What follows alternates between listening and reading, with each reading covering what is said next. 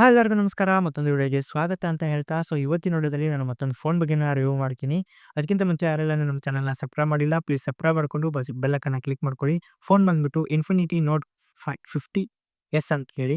ಇದು ರೀಸೆಂಟಾಗಿ ಲಾಂಚ್ ಆಗಿದೆ. ಒಂದು 15,000 ಒಳಗಡೆ ಈ ಮೊಬೈಲ್ ಸಿಗುತ್ತೆ. ಫೀಚರ್ ಎಲ್ಲ ಚೆನ್ನಾಗಿದೆ. ವಿಡಿಯೋದಲ್ಲಿ ಹೇಳ್ತೀನಿ.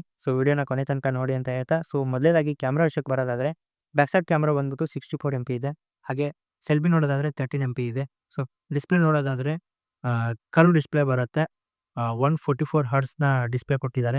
ಬ್ಯಾಟರಿ ಸೆಟ್ ಬರೋದಾದರೆ 5500 mAh ಬ್ಯಾಟರಿ ಇದೆ. ಹಾಗೆ 45 ವೋಲ್ಟ್ ಚಾರ್ಜರ್ ಒಂದಿಗೆ ಬರುತ್ತೆ. ಅದು ವಿತ್ ಬಾಕ್ಸಲ್ಲೇ ಬರುತ್ತೆ. ಹಾಗೆ IP67 ರೇಟಿಂಗ್‌ನ ಕೊಟ್ಟಿದ್ದಾರೆ. ಪ್ರೊಸೆಸರ್ ನೋಡೋದಾದರೆ ಡೆಮೆನ್ಸಿಟಿ ಮಿಡ್‌ರೇಟ್ 7300ನ ಪ್ರೊಸೆಸರ್ ಅಳವಡಿಸಿದ್ದಾರೆ. ಗೇಮಿಂಗ್ ಎಲ್ಲ ಒಂಥರ ಸ್ಮೂತಾಗಿ ರನ್ ಆಗುತ್ತೆ. ಇದು ಒಂದು 15,000 ಒಳಗಡೆ ಇಷ್ಟು ಫ್ಯೂಚರ್‌ನ ಕೊಟ್ಟಿದ್ದಾರೆ ಇನ್ಫಿನಿಟಿದವರು. ಇದೊಂದು ಬೆಸ್ಟ್ ಫೋನ್ ಆಗಿ ಆಗ್ಬೋದು. ಇನ್ಫಿನಿಟಿ ಇದೊಂದು ಬ್ರ್ಯಾಂಡ್ ಅಂತ ಸ್ವಲ್ಪ ಜನಕ್ಕೆ ಗೊತ್ತೇನೂ ಇಲ್ಲ. ಈ ಬ್ರ್ಯಾಂಡ್‌ದವರು ಒಂದು ಒಳ್ಳೆ ಫೀಚರ್‌ಗಳನ್ನ ಕೊಡ್ತಾ ಇದ್ದಾರೆ. ನೀವೇನಾದರೂ ಬ್ರ್ಯಾಂಡ್ ಕನ್ಸಿಡರ್ ಆಗಲ್ಲ ಅಂತಂದರೆ ಈ ಫೋನನ್ನು ನೀವು ಬೈ ಮಾಡ್ಬೋದು ಅಂತ ಹೇಳ್ತೀನಿ. ಫೀಚರ್ಸ್ ಎಲ್ಲ ಚೆನ್ನಾಗಿದೆ. ಇದರಲ್ಲಿ ಡ್ಯುಯಲ್ ಸ್ಪೀಕರ್ ಕೂಡ ಬರುತ್ತೆ. ಚೆನ್ನಾಗಿದೆ ಒಂಥರ ಫೋನು.